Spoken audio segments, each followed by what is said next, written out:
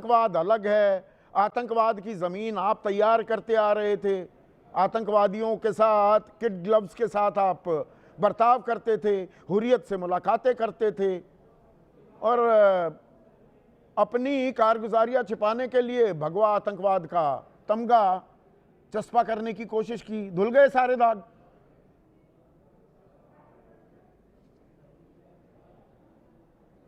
संदीप जी देखिए, एक तो सबसे बड़ी समस्या भारतीय जनता पार्टी और संघियों के साथ ये है कि उन्हें लगता है कि वो जितना झूठ बोले, चिल्लाकर बोले, जोरदार बोले, तो वो झूठ को सच साबित कर लें। और एक अहंकार भी है, उन्हें लगता है कि लश्कर भी हमारा है, सरदार हमारा, हम झूठ को सच लिख दें, अखबार हमारा, और इस दौर के फरियादी जाएं तो कहाँ जाएं, कानून हमारा है, दरबार हमारा। लेकिन मैं कहना चाहती हूँ कि इस देश में जब तक आप जैसा एक भी सच्चा पत्रकार है जो दोनों पक्षों को कटघरे में रखकर सवाल पूछता है, इस देश में जब तक राहुल गांधी जैसा नेता है जो धर्म के ऊपर, धार्मिक उन्माद के ऊपर प्रश्न होता है तो संविधान उठाता है हाथ में, और इस देश में जब तक कांग्रेस पार्टी है जो हर धर्म, हर मजहब, हर जाति, हर प्रांत, हर भाषा, हर क्षेत्र के व्यक्ति को समान अधिकार दिलाकर इस देश का नागरिक समझती है, तो मैं समझती हूँ ये मंसूबे, इनके मनगढ़ंत कहानियां पूरी होंगी नहीं। नहीं, मनगढ़ंत कहानियां तो आपकी भी थी। एक मिनट सुनिए ना, भगवा आतंकवाद की बात आज सुनिए ना रागिनी, ना हिंदू आतंकवाद होता है ना मुस्लिम आतंकवाद होता है। कुछ लोग होते हैं जो धर्म को नफरत के लिए इस्तेमाल करते हैं, वही आतंकवादी होता है। ये गोल्डन वर्ड्स, ये स्वर्णिम शब्द आज बोले दिग्विजय सिंह, लेकिन यही दिग्विजय सिंह 16 दिसंबर 2008 को तत्कालीन गृह मंत्री शिवराज पाटिल को चिट्ठी लिखते हैं, आतंकवाद को लेकर चिंता जाहिर करते हैं, और 10 मई 2010 को तत्कालीन प्रधानमंत्री मनमोहन सिंह को चिट्ठी लिखकर कहते हैं ये हिंदू संगठन आतंकवाद में संलिप्त हैं, और नाम लिया अभिनव भारत, बजरंग दल, विश्व हिंदू परिषद। आज इनको याद आ गया ना हिंदू होता है ना मुसलमान, तब बता रहे थे हिंदू आतंकवाद। देखिए, अगर हिंदू आतंकवाद या भगवा आतंकवाद जैसे शब्द का इजाद कांग्रेस पार्टी को करना होता तो जिस दिन नाथूराम गोडसे ने महात्मा गांधी की हत्या की थी उसी दिन कर दिया होता। तब तो कोई ऐसा विपक्ष भी नहीं था जो आवाज उठाता और कहता नहीं ये सही है, ये गलत है।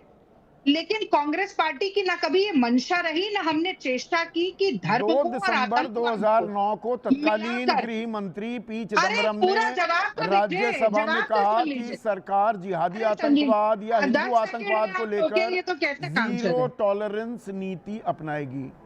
शब्द इस्तेमाल किए हिंदू आतंकवाद। मैंने वो सवाल आपका पहले भी सुना, तो अगर हमें भगवा आतंकवाद शब्द को बनाना होता, इजाद करना होता, तो जिस दिन गांधी जी की हत्या हुई उस दिन कर दिया। नहीं, फर्क है। एक मिनट सुन लीजिए, अब आपने 3 सवाल पूछे, मैं जवाब दे दूं। आपने आरके सिंह की बात कही, गृह सचिव थे। भगवा आतंकवाद शब्द का देश की राजनीति में पहला इस्तेमाल करने वाले व्यक्ति आरके सिंह थे। आप एक बार तथ्यों को चेक कर लीजिए।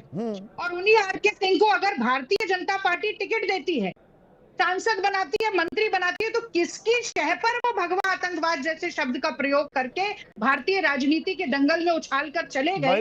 ये बात तो आप छोटी मछली का नाम ले रहे हैं, वो गृह सचिव थे। एक नहीं, अभी रुकिए ना, I am still firm on this. रुकिए, थोड़ा फैक्ट चेक होगा ना।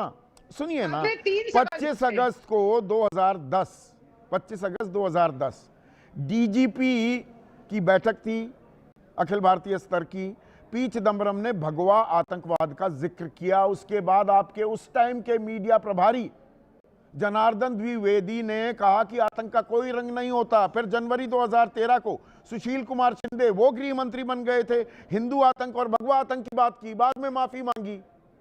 ये अकेले आरके सिंह ने थोड़ा कर दिया। नहीं, सुनिए, आप सवाल पूछ रहे हैं, आप जवाब भी दे रहे हैं। अगर पी चिदम्बरम जी ने भगवा शब्द का इस्तेमाल किया तो कांग्रेस पार्टी का औपचारिक मत उस पर क्या था, ये जनार्दन द्विवेदी जी ने कहा, और सिर्फ खंडन नहीं किया, उन्होंने ये कहा कि आतंकवाद का, आतंकी का ना कोई धर्म है ना कोई रंग है, आतंकवाद मानवता और इंसानियत के खिलाफ अपराध है, इसलिए अक्षम्य है। और उन्होंने ये भी कहा कि दुनिया का कोई धर्म, कोई मजहब ऐसा नहीं है जो मासूमों की हत्या को सही ठहराता हो। पहली बात। दूसरी बात, आप तमाम पूरे देश का नैरेटिव देखिए। आप मुझे ये बात बताइए, आपने अभी विजय शाह की बात की, अगर विजय शाह कर्नल सोफिया कुरैशी को आतंकियों की बहन बताते हैं तो क्या आप उसे भारतीय जनता पार्टी का औपचारिक बयान मान लेंगे?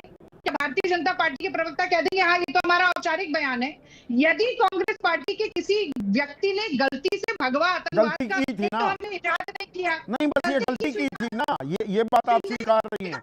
पर हिमंता बिस्वा शर्मा कह रहे हैं कि जिन्हें स्वीकारा ये आपने भी बताया है कि हिमंता बिस्वा शर्मा कह रहे हैं रागिनी, एक वर्ग को खुश करने के लिए कांग्रेस ने हिंदू टेरर शब्द का इस्तेमाल किया। आप हिंदू मुसलमान जानकर करना चाहते हैं एक वर्ग को अपना वोट बैंक बनाए रखने के लिए कि देखिए दूसरे को भी आतंकवादी हम कह रहे हैं। संदीप जी मुझे एक बात बताइए, अगर 70 साल कांग्रेस पार्टी की 65 साल सरकार रही है तो क्या वो सिर्फ मुसलमानों के वोट से रही है? क्या हिंदुओं का वोट हमें कभी मिला ही नहीं?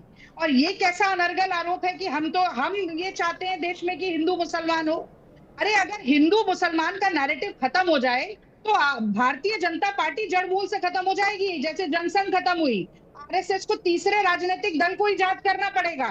इसीलिए हिंदू मुसलमान आज भी अगर कोई कर रहा है, किसी कांग्रेस के प्रवक्ता ने आकर हिंदू मुसलमान की बात नहीं की, लेकिन जो भाजपा के प्रवक्ता है वो क्या बोल रहे हैं आपके चैनल पर बैठकर, क्यों बोल रहे हैं बार बार हिंदू मुसलमान भगवा भगवा? ये भगवा नहीं, पर जो सौरभ मालवीय कह रहे हैं कि अंतर्राष्ट्रीय स्तर पर अगर पूरी सूची देखी जाए तो अधिकांश, इफ नॉट ऑल, सारे नहीं पर अधिकांश आतंकवादी संगठन वो मुस्लिम हैं।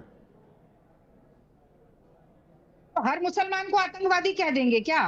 आपने जैसा कहा कि अगर लिट्टे हिंदू हैं आतंकवादी हैं, नक्सली आतंकवादी हैं, अगर खालिस्तानी सरदारों को हिंदू माने वो आतंकवादी है, तो हर हिंदू आतंकवादी है। हम कुछ व्यक्तियों नहीं, की गलती पे पूर्वोत्तर पूरे भारत समाज में के जितने समुदाय को तो कठिन अल्ट्रा नहीं जो कर सकते। उग्रवादी संगठन है संदीप जी, वो एक कौन बात से मुसलमान हैं, सुनिए, वो उनको भी जोड़ लीजिए।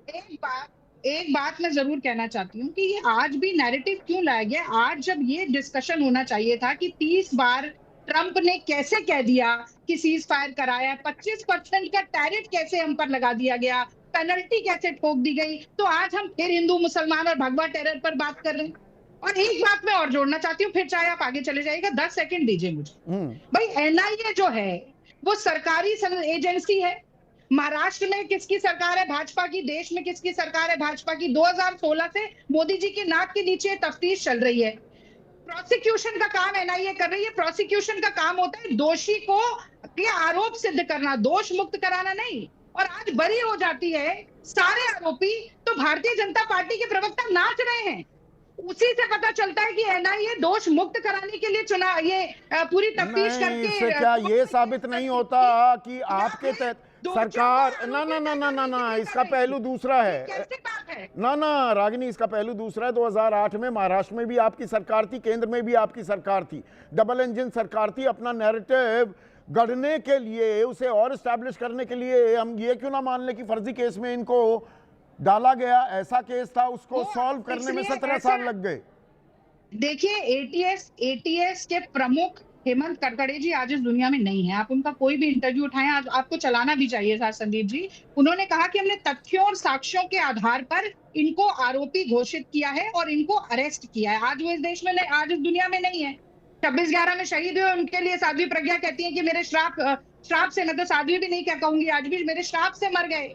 तो मुझे आप ये बताइए कि ऐसा क्यों होता है कि पब्लिक प्रोसिक्यूटर 2015 में आकर रोहिणी कहती है कि भाई मेरे ऊपर तो दबाव डाला जा रहा है, 6वें अधिकारी है एनआईए के, वो कह रहे हैं घोषलो। क्यों दबाव डाला जा रहा था? आई थी, ये 2016 की खबर है। ठीक है, 2017 में उनको क्यों हटा दिया गया? एक मिनट, 2017 में मकोका के आरोप क्यों हटा दिए गए?